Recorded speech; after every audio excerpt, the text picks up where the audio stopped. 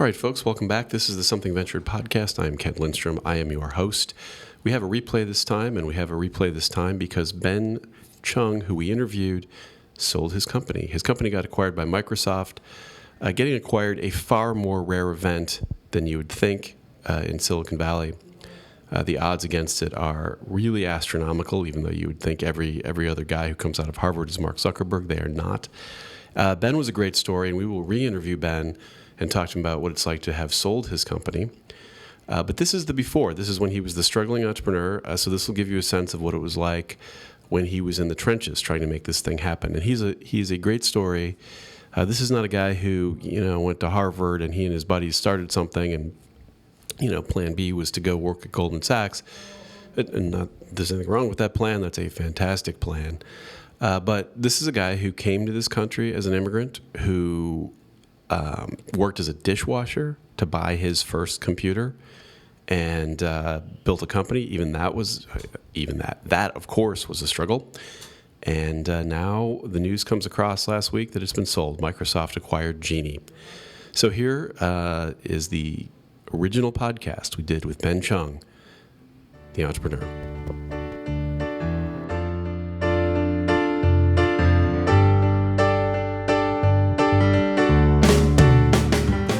All right, welcome. This is the Something Ventured podcast. I am Kent Lindstrom. I am your host. My guest today, Ben Cheung. How are you doing?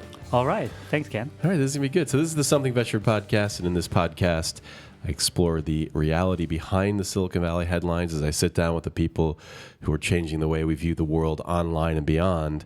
And Ben is certainly trying to change the world. So let's do this thing. Yeah, great.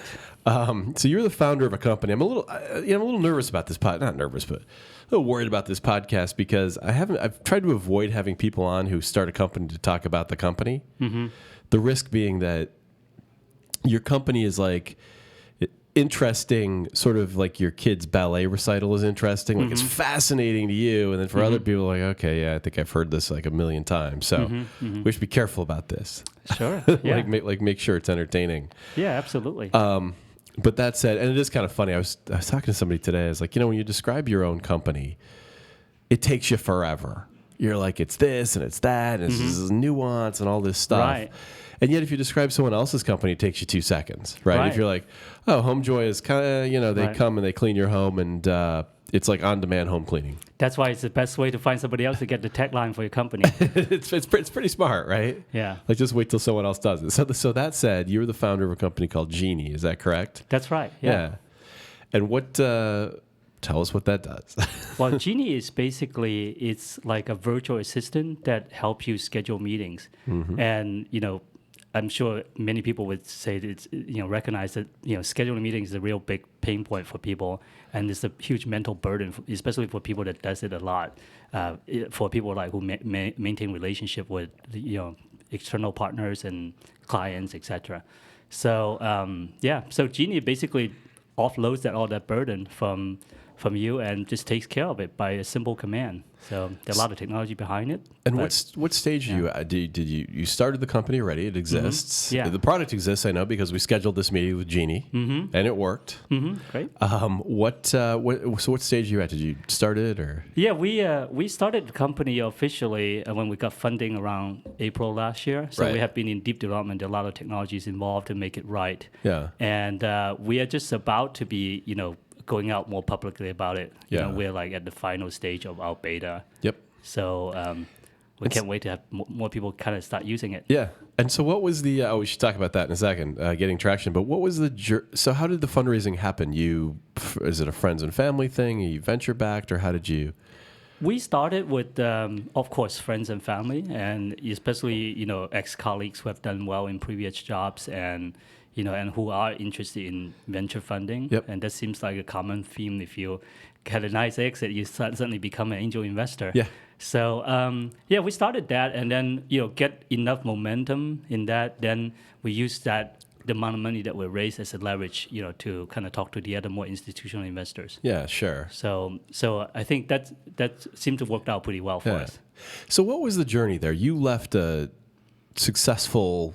You didn't do it in your college dorm room. You were already successful before you started this. So what was your journey to this point where you're like, hey, I'm gonna do this most ambitious of things and start a company, which is crazy. But Yeah, but we've all done it, but it's crazy. I mean, in all honesty, just living in Silicon Valley, I think there's just a lot of subconscious influence on you saying that, like, well, if you want to, be real and live the Silicon Valley experience, you should really just do like what some of the successful people did and Just start do a it. company.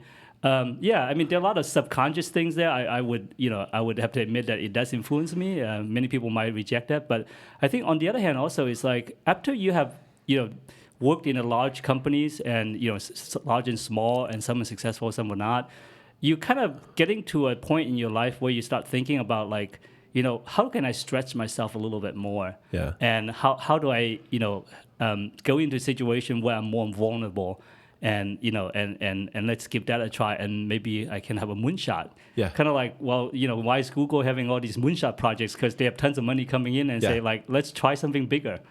There is something about Silicon Valley where it is. No one else in the world would do that. Like most places in the world, you don't just set out and say, hey, I have an idea. I'm actually going to go do it. Like I'm going to, you sit in a bar and you're like, we should do that. Somebody should make this thing. And then hear people do it.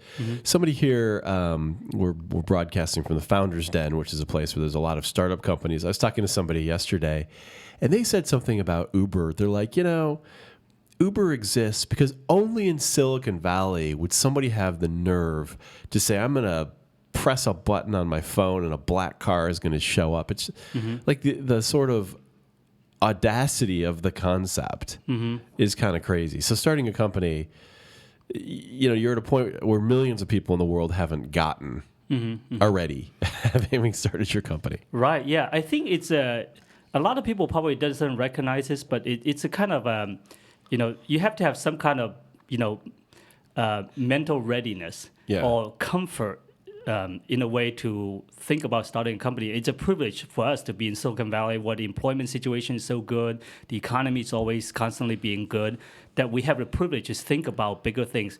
Versus like for me as a person who grew up in a third world country, when you're thinking about like how to get food on the table for your family, the next day you're not thinking about how do I press a button and have a car to show up. That's right. You're in survival mode rather than you're like rather than being like the Greek philosophers about thinking about like what is the meaning of life. That's right. Where did you grow up? What was the? I grew up actually in southern China. Yeah. And I came over to the United States when I was very small, but very young. But I was old enough to like left a really good impression about what it's like when you're just fighting for survival and just trying to make the next meal. That's right.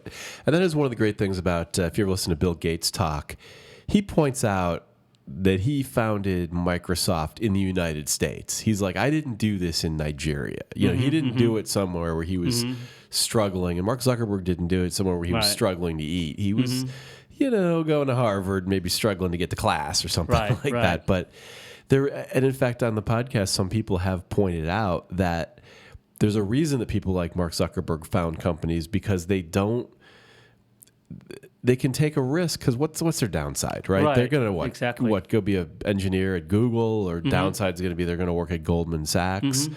Whereas if you are somebody who's really struggled growing up, you're like, I'm going to take a stable job and I'm going to pay for my family, and life's a little rougher than it appears in Silicon Valley. Yeah, I think that's probably one of the things that people don't recognize underneath the surface of the entrepreneurship is that, a lot of times it's like you have to have certain level of comfort that you experience already and security.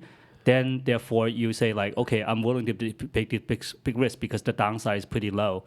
And I think that's one of the things that people don't recognize, and I myself didn't recognize as much when early on, like let's say 5 years ago, I knew that like, hey, it's exciting to start a company, but I was probably more thinking about like, well, what happened to my finances and how do I deal with that? But now that after I, be in the company, I look back and think like that's kind of wasted time to do that calculation because you're looking in Silicon Valley. What could the worst thing happen to you? Just get another job. And by the way, maybe Google will want to hire you now that you started a company versus where you worked in an old style company before. They wouldn't want to look at you. Yeah. The Nassim Taleb, who wrote the Black Swan book, talks about the concept that actually people misperceive how safe jobs are. And his point is people who are like consultants who are kind of constantly getting their next gig, in some sense, have a safer job than someone who's been at IBM for 30 years because they're constantly understanding the market and making small adjustments and learning. And so if you can start your own company, you know, you can probably get a job. Like you're probably not going to starve. Probably not, especially if you get to a level you get VC funding. Exactly. And so what was your path to, from China through coming to Silicon Valley, and what kind of companies did you work at to get there? Sure, yeah. Could take all day to talk about, make it brief. But the big narrative. Yeah, I came here when I was preteens and then, immigrated to Florida and learned English and, fell in love with computers, Tandies and what was Radio Shack. your first was a Tandy? First hands-on was a TRS-80 Radio Radio right. Shack. And then they call that the Trash 80, right? Yeah, Trash 80. Yeah, exactly. I knew people wouldn't get that joke. But, and then, just waiting tables and wash dishes and save up all my money to get the Tandy. I think it was 3000 SL, was $3,000. That's fantastic. And it has music, 16-bit sound, Wow. color graphics, four colors. Holy crap, 16 bits. That's amazing. Yeah, 4 colors. Yeah. Was there a Commodore anywhere along the way? Or I think at that time was already past the Commodore age. Was it? Yeah, people started moving to these like bigger size computers now rather than hook it up to the TV. And any gaming? Did you do any of the... Oh, yeah. That's amazing. I programmed gaming day and night, and then I tried to upload them to the bulletin board services, and my parents got really annoyed at me by hogging up the phone line for 4 hours to upload that like few hundred K file. Oh, that's amazing. So you're like the guy, like you put yourself through, like you raise money to get your own computer, you work to get a computer, one of the early classic computers. Yeah, that's I guess. Nobody else would give you money, so you kind of just have to deal with it yourself. It's an American dream. That's really it's at work. I'm the beneficiary of it. That's amazing. And then you see you ended up. That was a great time. So was the internet came along, or your access to it came along a little bit later? Is that right? Yeah, I really first got access at Georgia Tech, and then when I got into a computer engineering program there. Right. So that's kind of wonderful. I guess myself being lucky got attracted to computers at young age, and then got into Georgia Tech, and then thank goodness Intel came to recruit at Georgia Tech, and got the job at Intel because at that time Intel is like Facebook and Google of today. Course, yeah. Intel and Microsoft at that time. So. And then there it just started the whole career. So and got my MBA, worked at VMware. Worked at Jive Software, and then finally started my company now. All the big names. What? Who was running Intel when you were there? Andy Grove was. And was that like an amazing thing, or did you have any interaction with him? It is an amazing experience, and they have a really, really solid, excellent culture. And from early on, I kind of can see that successful company, if you want to last, you have to have a very strong culture, and you can see that happening with Google and Facebook, and they all learning from the best. And I think Intel learned it from HP in the past. Yeah. So. And Andy Grove was just like what's his book? Paranoid Survive. Only the Paranoid Survive. Yeah. And it's I don't know. I've heard him speak, and all CEOs are pretty compelling. That's why they're the CEO. But he's really compelling and a real no nonsense. I guess you're running Intel. You're going to be a no nonsense kind of guy. Yeah. I mean, the culture of Intel is no nonsense. It's constructive confrontation, straight talking, and no BS. Just get the work done and results oriented. Yeah. And that's I feel really fortunate. I felt like it's grad school for me in terms of training me to be a good worker. Yeah.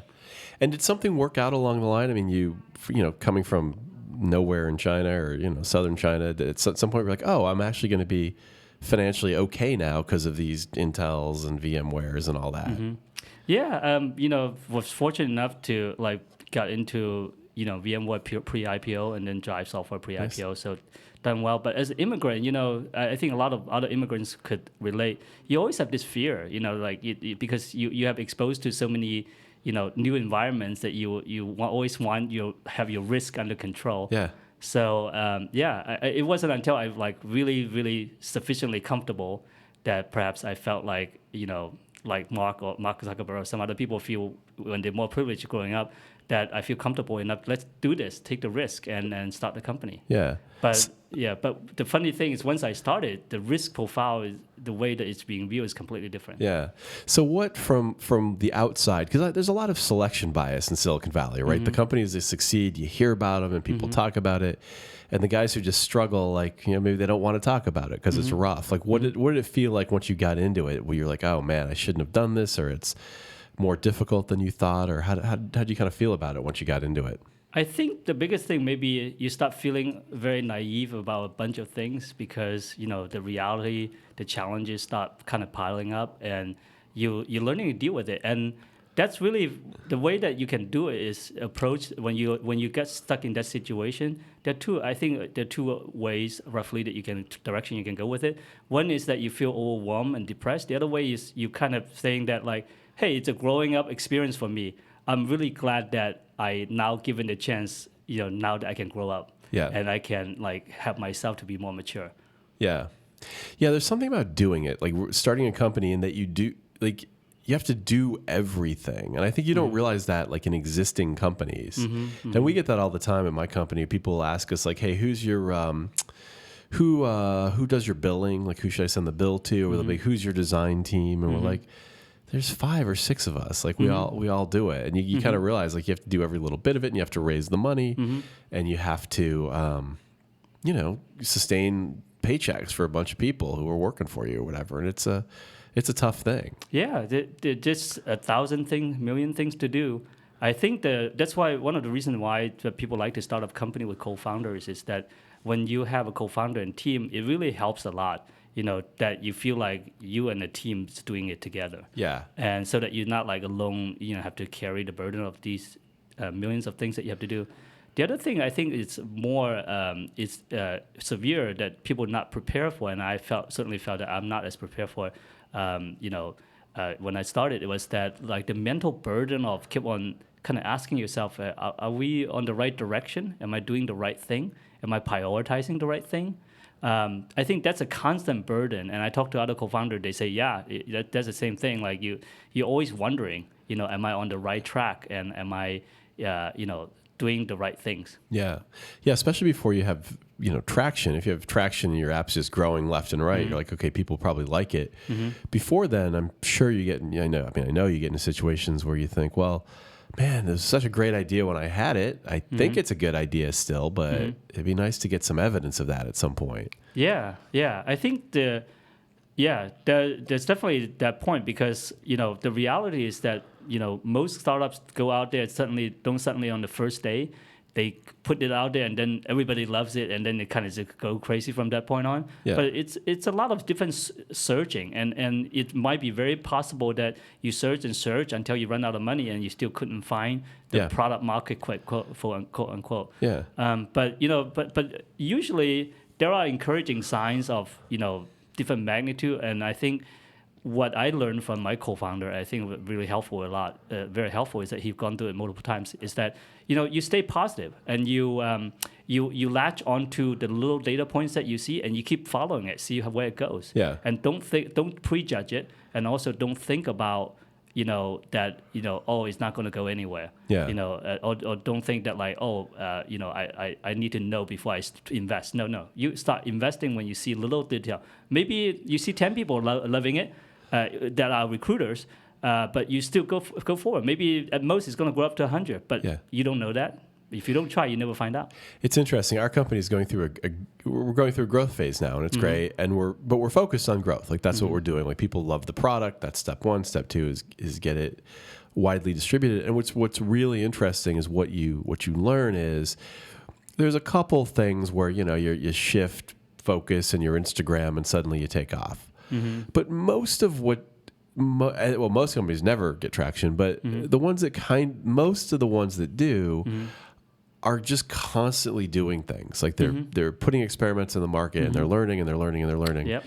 And we've been doing that, trying to do 2 or 3 different things a week. And you're like, what we know today versus a month ago is just astonishingly different. Like things we thought were going to be great are losers, and things that we didn't really know are actually working pretty well. And you just have to be in the market, like trying things. It's just crazy. Yeah, I think this is a really good point and I also think about it, that's one of the things that many of us engineers background and to start a company, we unprepared for this kind of thing because we always think about, okay, there is a problem and there's a process and you go to the formula and you solve the problem and you get the answer. But with the startup, it's kind of like what you said. It's a lot about the unknown is so overwhelming that you kind of have to do many different experimentations and see where it leads. There's not a straight path where you say like, let me just follow this recipe or formula and then it will go to success or not. Right. It's really dealing with the uncertainty. Yeah. It's, I mean, and it's, well, you said something interesting that I wanted to make sure we highlighted is that you really appreciate having a co-founder. Mm-hmm. I know people who are just like, who are absolutely convinced that it's almost impossible to succeed not having a co-founder, that it's such a difficult challenge. And there's such, frankly, an emotional component to it. Yeah. That you need two people in the sense that one person's like, they're just depressed and, it's just kicked in the teeth. Mm-hmm. That the other person has, it's almost like pair programming in a sense, if you know what that concept is, where two people, the theory being two people working on a problem kind of accentuate each other, accelerate each other. Mm-hmm. And when you look at the individual founders, you have a few proto guys like, maybe Gates, but he had a partner, and Jobs. But even guys like Mark Zuckerberg, who appeared to be doing it by themselves, there's like a Sheryl Sandberg, or there's some other person involved. It's almost impossible to go this thing alone, I think. Yeah, I really admire the people who are able to do it alone because I really feel the benefit of having a co-founder, and I don't know how I would have done it by myself. Yeah, and I think the alpha dog with a lieutenant works, like the Mark Zuckerberg and the Sheryl Sandberg works, and the Steve Jobs with Tim Cook and Johnny that kind of thing works. But yeah, it is not a solo endeavor, or it's tough to be successful as a solo endeavor. Yeah. Also, a lot of times, what you view from the press as the alpha dog or solo, it's done because for some reason when you do PR and press, they don't like to have four different people being quoted and talk about the same thing. So they kind of pick the guy that's really good at talking and then have that person, and you think that person made everything happen. Yeah. But I think in reality, it's a team effort. It's not just the co-founders and also other people in the team that give suggestions, advisors, VCs that are helping, that kind of pull that knowledge together to make it happen. And even when we haven't made it happen yet, we're in the process of figuring that out, but I'm already seeing a lot of benefit of that. And, I think a lot of times the press really want to find that one single hero, but in fact, it's really work on multiple people. And that hero, maybe back in their family, in the company, might be just the little guy that listens to everybody. Yeah. So how are you feeling about it now? Like, you're into this project, you've got a product, it clearly works. Like we clearly used it to set up this meeting. How does it, like, are you thinking I shouldn't have done this, or this is we're really on to something, or? I think for the minimum, definitely feel that I've grown up a lot during the process, so there is no reason to not have done it. Yeah. Because I wouldn't be the person I am today if I didn't do it. Regardless of the success, because I don't even know yet where it's going to lead. But I think every day feel that there is still a lot of uncertainty. Just like the beginning. Before we got funding, we thought like, if we just got the money thing nailed, everything would come. People would, when you tell people they have money, they just come work here. Yeah. It's not the case. Whenever you knocked out a milestone, before it, you might think that you're all set, but then the next thing is bigger and harder. Right. For example, like, getting the product together, making it work with, and making our natural language component, which is really, really hard to work. We thought that was really hard. And now we finally kind of got over the hump, and most people tell Genee to schedule a meeting, Genee understands. But the next thing is, how do I, where are the channels that I can get these users that I see traction in a very small scale? Where do I find these channels? That turns out to be really hard. And you really also, the other thing is that you could spend a lot of money to buy stuff, but we can't afford that as a startup. So we kind of just have to figure out a way. So that's really, really hard for me at this point of the product. It's a cool place. Oh, not cool. I mean, the first place is hard to get to, which is that anybody gives a damn about your product or that it even works. So once you're there, then the next thing is distribution, and all distribution all the time. Right. Yeah. And we kind of went through that where we kind of finally said, okay, people love this thing. We need to shift our focus now to making sure that they're sharing it with other people, that things are happening. Right, and a lot of times it's also chicken and egg because, like, I've talked to some other early company co-founders when they during the ideation stage, they think that is a naive as simple as like, oh, when I get the product to work, I just go talk to Google and tell them this product works, and they would just plug me in, and then I got all these users, and everything would be great.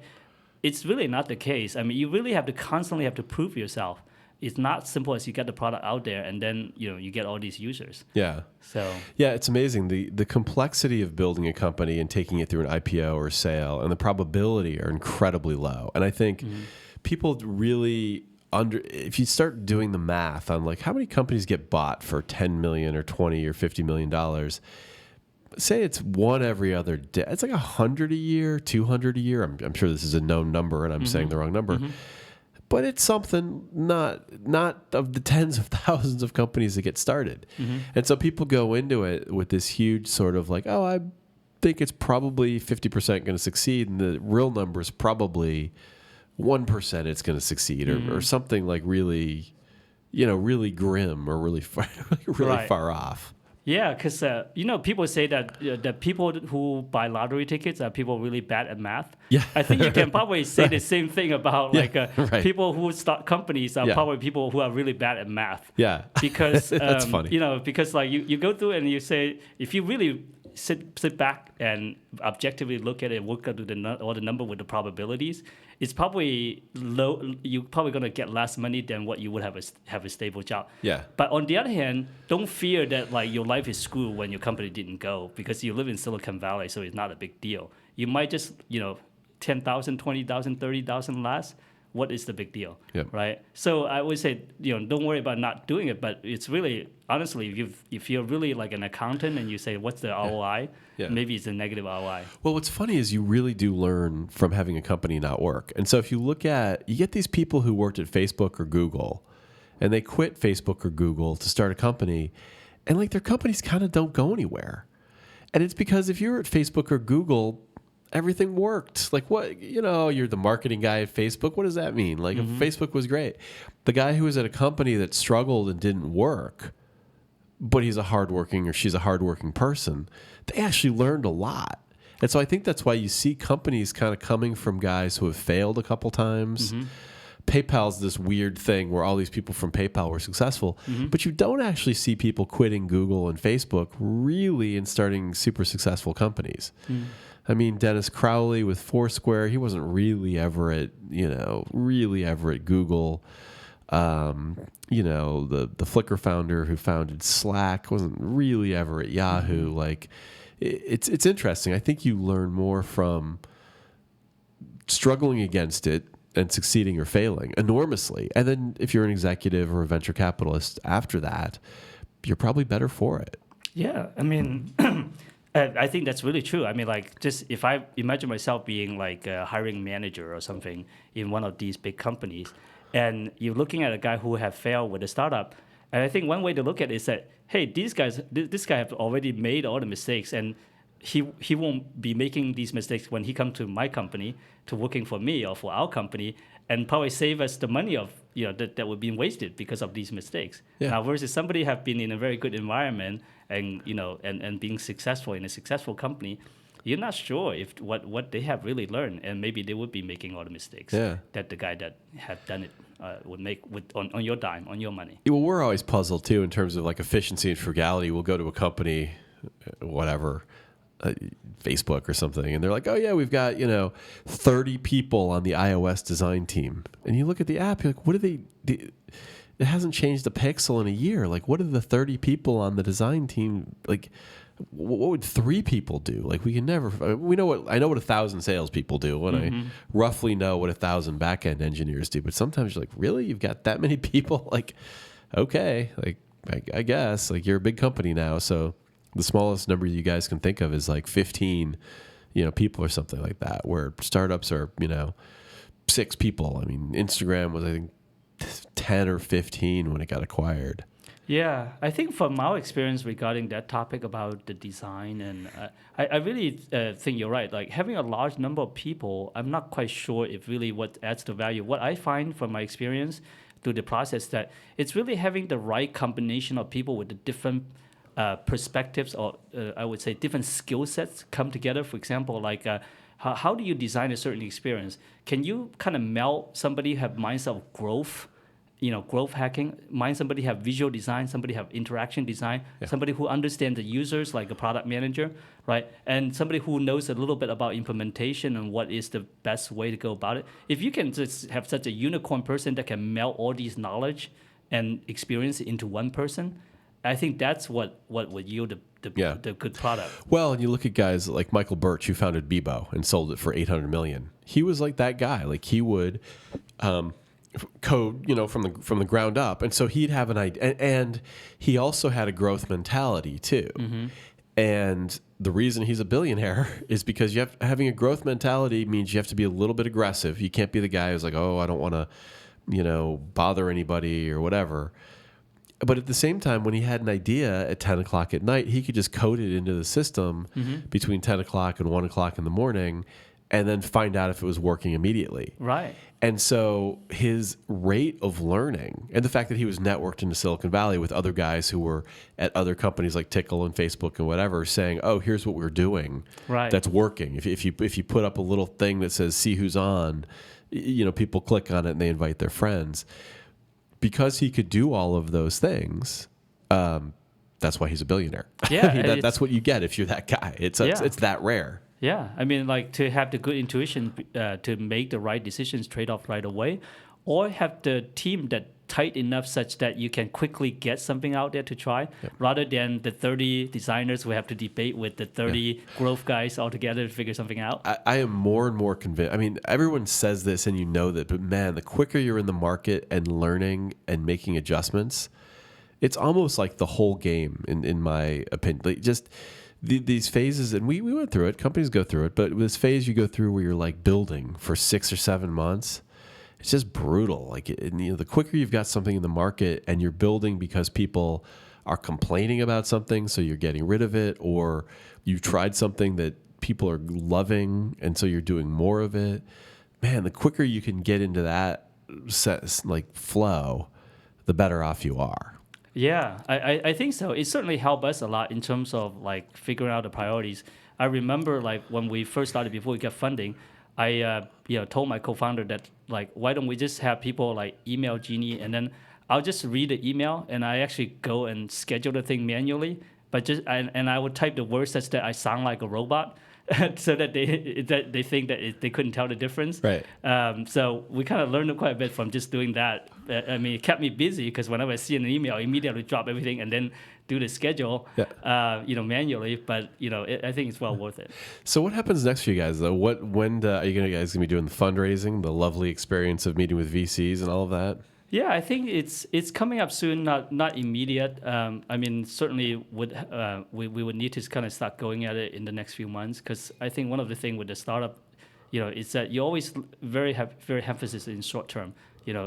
Once you get money, then you think when's the next thing that I need to get money. Yeah. Right. So, and that's kind of Silicon Valley. So now you have to find the right VCs. Yeah, it's a long process, and people probably never done it. Don't get the impression, don't get appreciative how long it takes. Yeah, and different VCs want different kind of thing, have different risk profiles, and they have different hypotheses of what the market and which market this fits.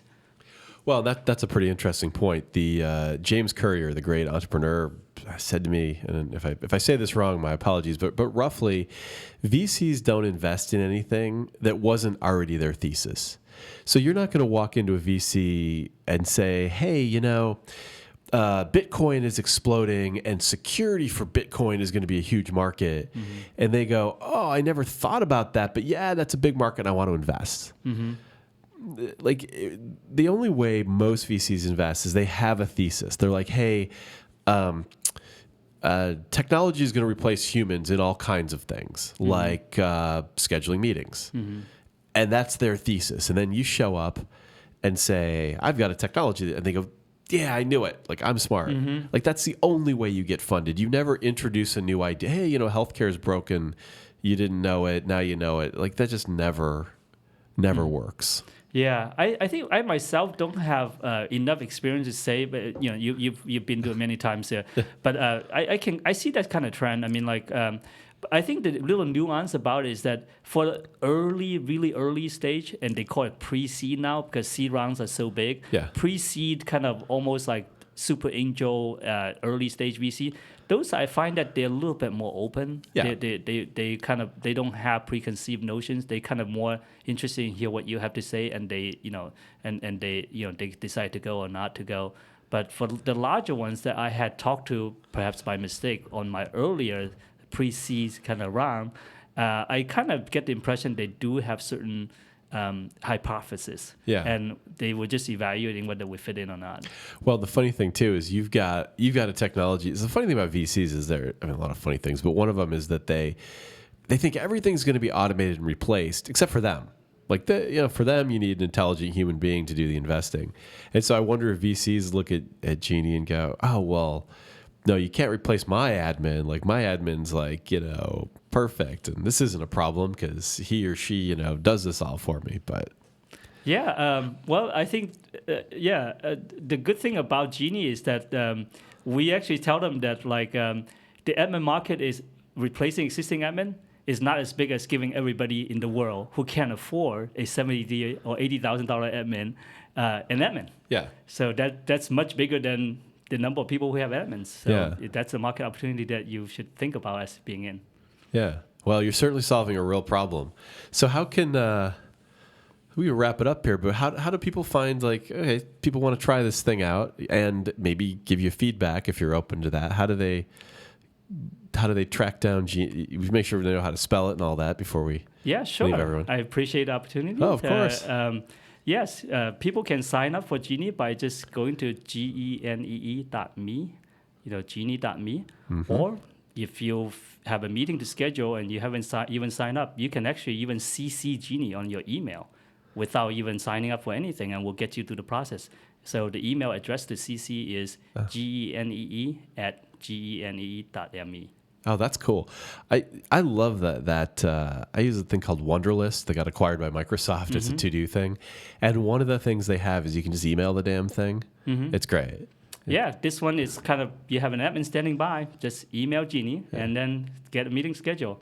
Genee will talk to you and figure out how to connect to your schedule. It's cool. Now that I'm thinking about it, there is a little bit of an Uber concept in there. And I know that's not probably how you put it, but the concept of, it used to be you had to be a pretty rich guy to have a private car. And then with at least the Uber black car came along and anybody could kind of have a black car.